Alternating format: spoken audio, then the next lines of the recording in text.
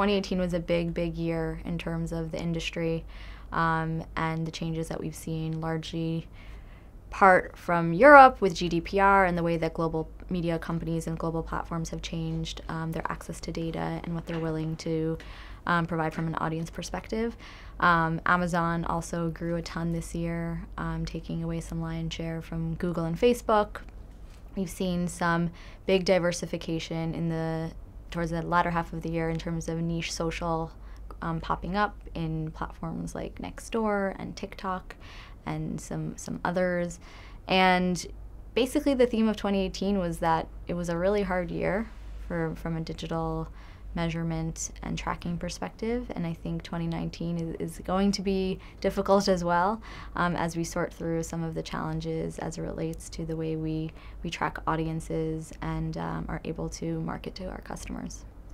Because you're dealing with walled gardens, or what are the sort of the obstacles for you in terms of having proper tracking? For sure, I think the walled gardens is one. So because when data is sort of not being able to be ported out for marketing purposes, we have a challenge that we could only get a read on what's working within one channel or within one place. And so measurement becomes really difficult because as an American, a New Yorker, I'm exposed to media a variety of different ways, whether that's my phone, my laptop, billboards outside of New York, commercials, TV, etc., Hulu. And if each of those aren't communicating with one another and we can't identify where I was exposed to a particular media ad, then it's really hard to say what worked on somebody like me. So the challenge actually becomes in media efficacy, because we're not able to say that platform A or media A had this X impact on somebody. It just becomes more of a crapshoot in the way that we're able to do attribution. So how do you see the rise of Amazon as an ad platform, or what do you think, where might that go? Yeah, I think Amazon's really interesting because of the acquisition brands that it has.